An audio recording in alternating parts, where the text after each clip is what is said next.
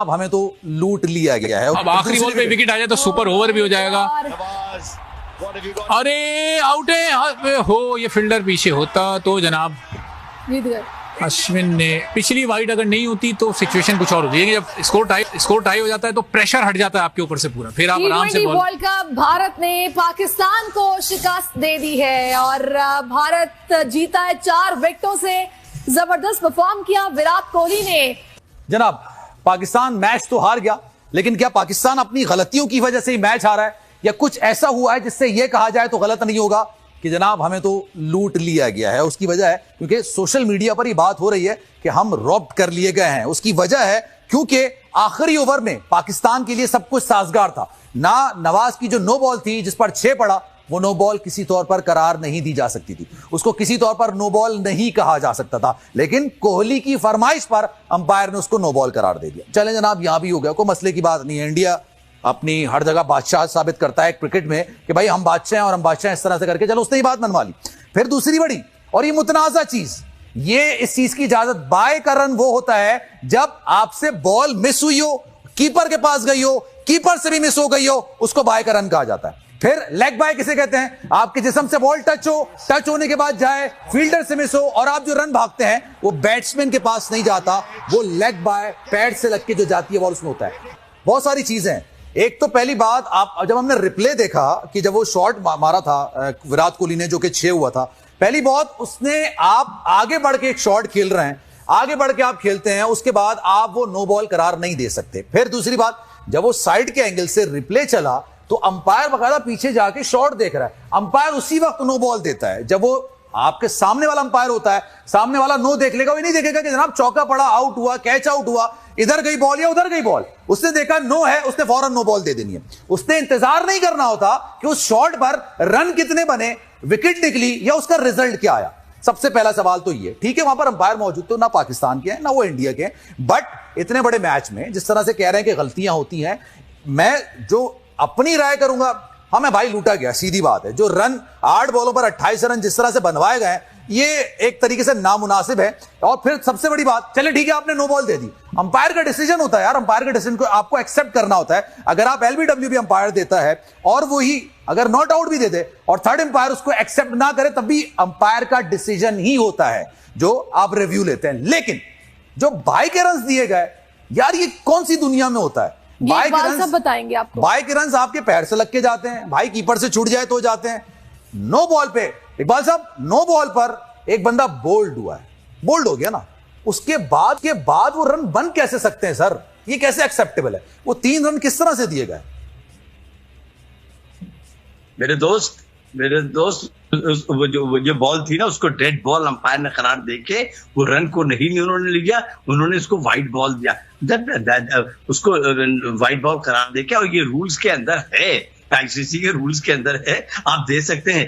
इतने बड़े मैच में अंपायर से आप क्या एक्सपेक्ट करते हैं कि इस टाइप की गलतियां करेंगे? देखें, ये कॉन्स्पिरेसी थ्योरी पे ना जाएं आप। देखें, दिल बड़ा रखें यार। पाकिस्तान ने बहुत अच्छा खेला, पाकिस्तान ने पूरे मैच में भारत को दबोच के रखा। अगर आप कॉन्स्पिरेसी थ्योरीज की बात नहीं कर रहा, मैं आपको एक गारंटी के साथ कहता हूं सर, बचपन से क्रिकेट खेलते बड़े हुए हैं, बचपन से क्रिकेट देखते बड़े हुए हैं, और आप तो सर इस मामले में तज्जियाकार हैं। मुझे एक बात बताइए सर ऑनेस्टली, अगर यही चीज पाकिस्तानी प्लेयर बैटिंग कर रहे होते, यही चीज इंडियन बॉलर्स होते और यही तमाम चीजें पाकिस्तानी बल्लेबाजों के साथ हुई तो सर आपको मैं गारंटी के साथ कहता हूं इस वक्त ढोल पीटा जा रहा होता आईसीसी के खिलाफ भारतीय टीवी चैनल्स पर। वहां बैठ के वो सारे रोने गाने गा रहे होते हैं, वो तमाम चीजें कर रहे होते हैं। वही काम आप भी कर रहे हैं, वही काम मैं भी कर रहा हूं। वो ढोल हम भी पीट रहे हैं और आप भी बैठ के वही पीट रहे हैं। अभी आप उनको ये कह रहे हैं कि वो ढोल पीटेंगे, exactly you and myself is doing the same. भाई शुक्र है कि अभी तक कहीं से ये सदा नहीं आई कि जनाब मैच फिक्स था। देखें, दूसरा जो पैर था उसका, वो क्रीज से आगे निकला हुआ था, आप क्रीज से बाहर निकल के खेल रहे हैं, वो नो बॉल नहीं हो सकती है एट एनी कॉस्ट, और वो आपने किसी की ख्वाहिश पर दी। या तो अंपायर उसी वक्त देख के उसी वक्त नो बॉल दे दे और कह के यार जहां भी जा रही है उसको फर्क नहीं पड़ता उससे। उसने पूरा शॉट देखा, उसके बाद कोहली को देखा, कोहली को देखने के बाद उसने नो बॉल दी। कोहली शॉट खेलते चीखा के ये नो बॉल। फिर एक और चीज ये भी है ना, आप बाय जो होता है कि बस अब मैच तो निकल गया। एक और बड़ा तनाजा ये है, मैं आपको बता रहा हूं, बाय के रन्स किसे कहते हैं आप? या तो वो बैट्समैन को टच करे बगैर चली जाए, कीपर से छूट जाए, या फिर बैट से लग के चले जाए, उसको भी लेग बाय कहते हैं। ठीक है, लेग बाय कीपर से छूट जाए ठीक है, आपकी विकेट पर बॉल लगी है, आप बोल्ड हो, भले नो फ्री हिट है, आप आउट नहीं हो सकते, उसके रन कैसे मिल सकते हैं यार? उसके किस तरह से रन मिल सकते हैं? मुझे ये बताइएगा, ये ऐसी चीजें हैं जिसको वाकई में ना इसको समझने की अगर वो 3 रन बड़े बैड लक हुए, वो आईसीसी के रूल चेक करने पड़ेंगे कि हम लोगों ने कैप्टेंसी में गलती की क्या है जो हम लोगों ने जीता हुआ मैच हाथ। ये तो बड़ी गलती की है, बहुत सारी गलतियां की हैं। देखिए नवाज का ओवर आखिरी वक्त तक बचाना, अगर ये 20-22 रन भी होते तो नवाज, जिस तरह कोहली और पांड्या सेट थे, मार देते नवाज को। नवाज जा रहे इन पिचेस पे बॉल स्पिन नहीं हो रहा, वो देखें मीडियम पेसर बन गए, आके उन्होंने थोड़ी तेज बॉल की लेकिन रन बन गए। 31 पे जब 4 आउट थे उस वक्त आपको किल पे जाना चाहिए था, उस वक्त आपको अटैक करना चाहिए था, डिफेंसिव माइंडसेट आपका रहा। इधर भी आपको देखिए, मैं एक चीज से इत्तेफाक नहीं करूंगा, आप किल पर जाते लेकिन लेट सपोज वो डिफेंसिव, वो स्पिनर्स को डिफेंसिव कर रहे थे शुरू के 4 ओवर स्पिनर्स के, उन्होंने डिफेंसिव खेले, वो फास्ट बॉलर को भी डिफेंसिव खेल लेते। लेट सपोज अगर उसमें विकेट नहीं निकलती, आपके आखिरी के 12 के बाद 20 ओवर्स 8 ओवर्स स्पिनर्स के पास आते, आप उसको कैसे टैकल करते? वो 8 ओवर के अंदर 150 रन बनाने की सलाहियत रखते हैं, लेकिन ये उनकी सलाहियत है। उस वक्त देखें आप किल पर जाते तो अगर शाहीन या हारिस रऊफ, कोहली या पांड्या में से एक को भी आउट कर देते तो आपका काम बन जाता। वो पाकिस्तानी प्लेयर जितने बार भी आउट हुए हैं वो शॉट लगाने पे गए हैं और उसके बाद उन्होंने आउट हुए, सारे ऐसे शॉट्स खेले। हैदर का शॉट आप देख लें, ठीक है, आप इफ्तिखार का शॉट आप देख लें, इफ्तिखार भी जा रहा था ना, मतलब उसने भी कह रहा था कि अब मुझे 5वां घेर लगाना है, उसके बाद मैंने शॉट्स मारने। लेकिन द पॉइंट इज कि आपने स्पिनर 2 खिलाए हैं, आपके पास डेप्थ बैटिंग में है नहीं, आपके पास बाबर आजम है, आपके पास मोहम्मद रिजवान है, उसके बाद आपके पास शान मसूद आते हैं, फिर आप इफ्तिखार लेकर आते हैं, फिर आपके पास हैदर अली है। आप इनको ड्रॉप नहीं कर सकते, मतलब शादाब खान को और मोहम्मद नवाज को, क्योंकि वो बॉलिंग के साथ बैटिंग भी करते हैं ना। अपना आस्ताना बंद करने देंगे।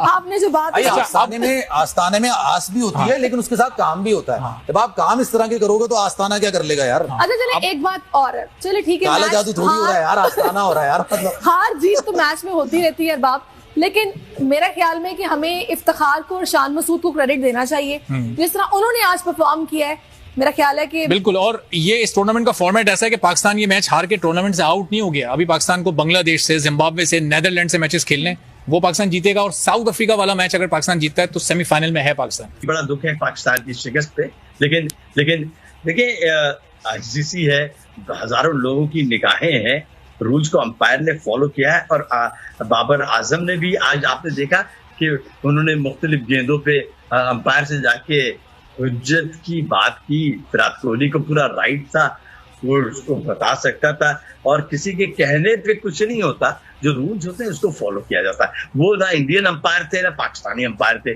दोनों बाहर के अंपायर थे। और हमें एक सोच पता है, शुक्र खुदा नहीं होना चाहिए, हमें हारे हैं।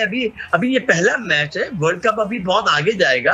अभी से इब्तिदाई मैच में हाँ ये बात जरूर है कि ये एक ऐसी शिकस्त थी जो नाकाबिले यकीन है। मैं इसमें बिल्कुल सही कहूंगा, मैं बाबर आजम की कप्तानी को क्रिटिसाइज करूंगा। मैं honestly speaking I would like to say कि मतलब उनको तमाम जो गुर कप्तानी के आते हैं, इतने ज्यादा स्कोर के बाद आप ये देखिए कि 30 रन बनाए इंडियन टीम ने पावर प्ले में, उसके बावजूद आप टीम को रोक ना सके। सर 120 रन चाहिए थे आखिरी 60 बॉलों पर, रिक्वायर्ड रन रेट 12 को छू रहा था, 10 लास्ट